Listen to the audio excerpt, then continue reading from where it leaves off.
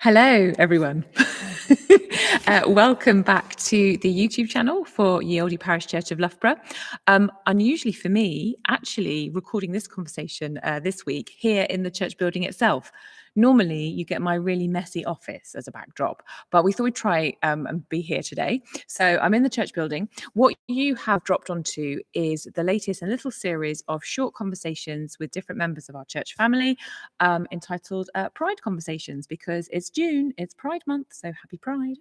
And I wanted just to have some conversations with different people and talk a little bit about life, faith, sexuality, gender, and try and dig down a little bit into the reason why we fly even a pride flag outside our church all year round, actually, and why we're thinking about this during June. So unlike when I do this on Zoom and then I reveal my guest is already here, revealed. I feel like I should go, ta-da! Okay.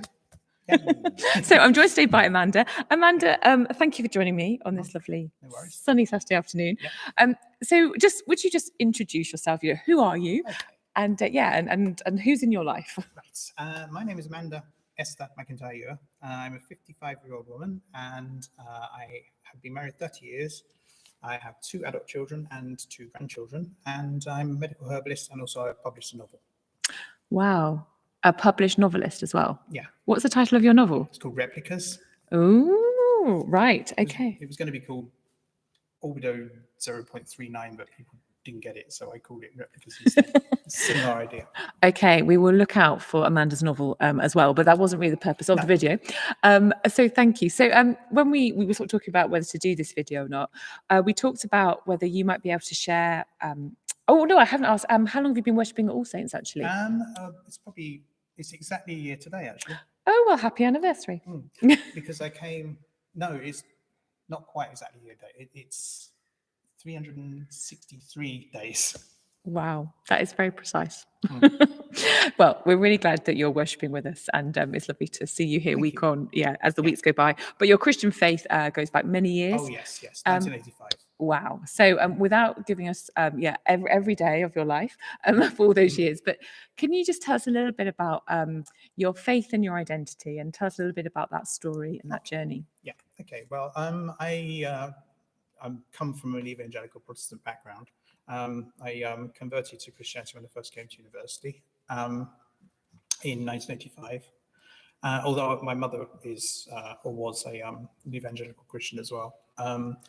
But I almost immediately had problems with, among other things, their homophobia and a few other aspects of it as well, but mainly things like that, that made me have major problems with it all the time. But I always stayed committed to Christ. And so I sort of fell away from it for a while. But I found that during the time that I fell away from it, I was always, I would say, pursued by God, as in God was always trying to push me back towards, or pull me back towards, in a very loving manner, towards a Christian, Christian surroundings. Because there was always someone in my life who was Christian, who was quite close to me in one way or another. And then when they would disappear, that somebody else would come along, someone. So eventually I got involved with the Church of the Martyrs in 1997, became very active there. And as far as my faith is concerned, I actually transitioned in 2013, and I was at the Martyrs at the time. And the Martyrs has a fairly evangelical background, although it does commit itself to the social gospel as well, I think. And so that was, in a sense, quite challenging. But I actually found that people were very welcoming and accepting of it. I think probably because they'd already known me for like 16 years. And then when my father was unable to look after himself anymore, I came over to Loughborough and started caring for him, which means that there was like a 6-year gap during which I couldn't really worship at all because I was stuck at home taking care of my dad. And then he died a year ago today, which is how I can date coming here. And that's how I ended up here again. Oh, thank you. Okay. And I know when we talked about this a little bit before, you said for you coming to terms with your own identity and the transition that you wanted to go through was also deeply tied up with your Christian discipleship. Yes. And I wonder if you might help us understand that a little bit more. Okay. I think when it came down to it, I read, I don't know if you've heard of The Transsexual Empire by Janice Raymond. I haven't, making mental note. It's a very well-known gender-critical book that was, in a non-religious sense, my Bible for a long time, that completely convinced me that it was a terrible idea to transition. So I didn't for a very long time. And then I what happened is a little bit complicated. I'm a medical herbalist, as I've said before. Now, many herbs are estrogenic. Right.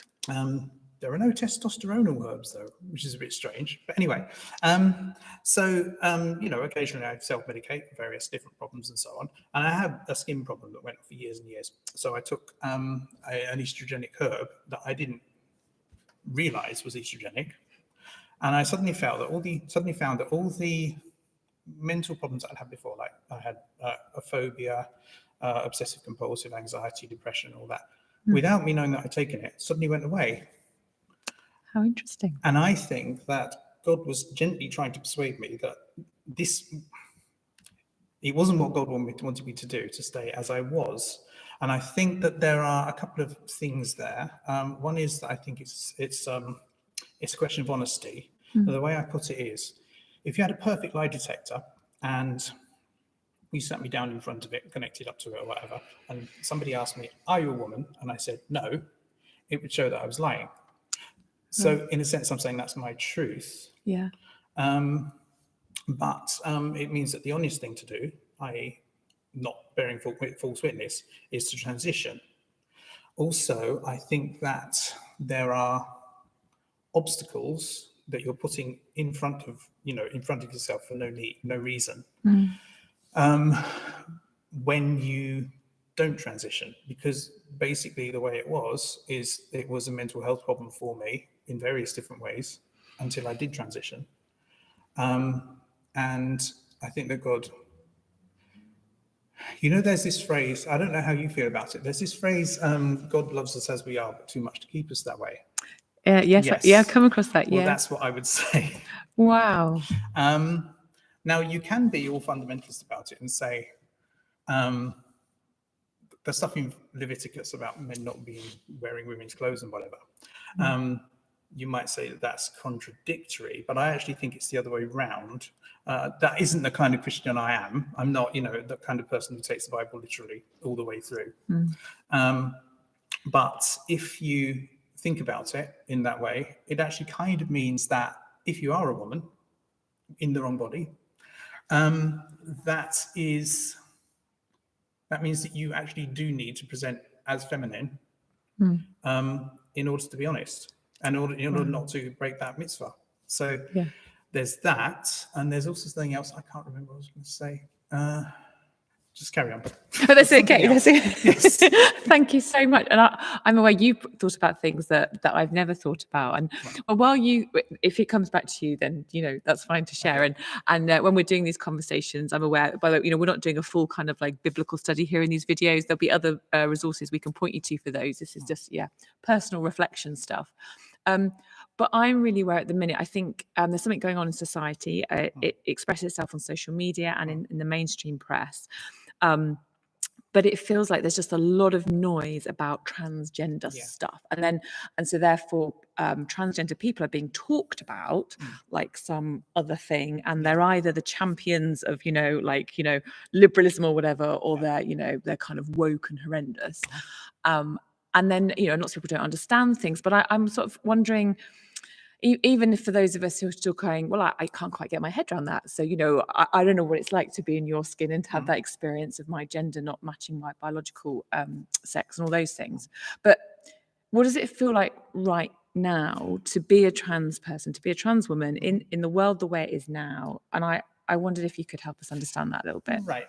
Yes. I mean, I think it is quite intimidating. I think that I'm lucky with where I live, and I was also lucky in Leicester with where I lived. I think that there's the media and government approach to things, which is I think has a hidden agenda to be divisive and distract people from the economic situation.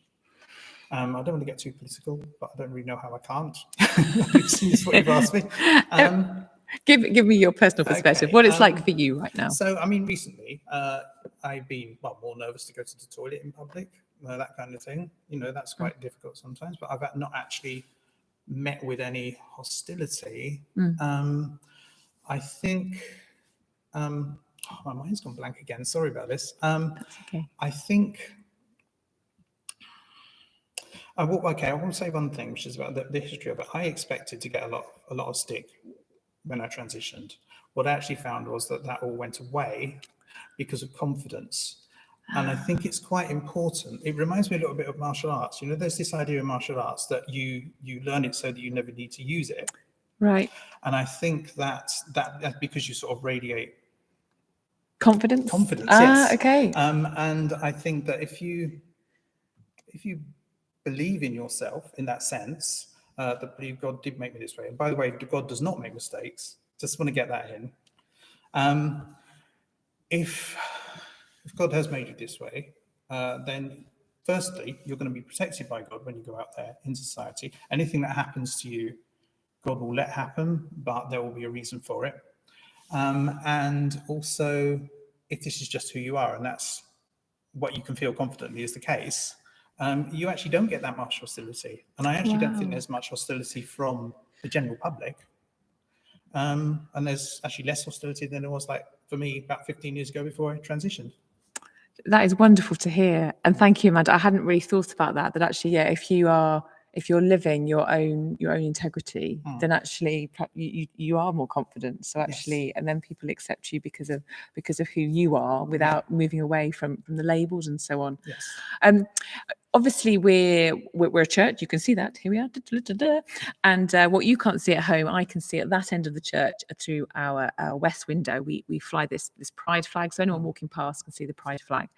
And I wonder what message you would have for our All Saints congregation about what it means for you to be part of a church that flies that flag, and what are the things that, as your church family, as your community, what do we need to hear and understand? I think what I'd like you to take away from this, you all to take away from this, is that I am basically, nobody's normal, but I am just a normal woman.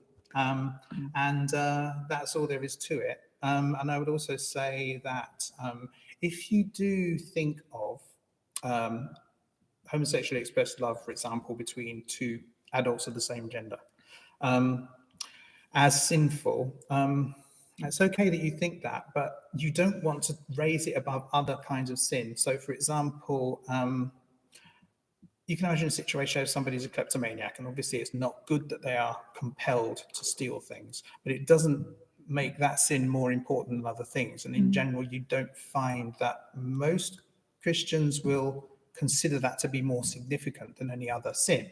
And I think that as far as God, we've all, sinned and fallen short of the kingdom of God. Is that it? I can't remember the phrase exactly. Sounds about right. Yes. And so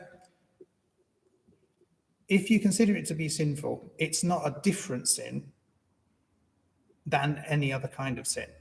The only unforgivable sin is blasphemy against the Holy Spirit.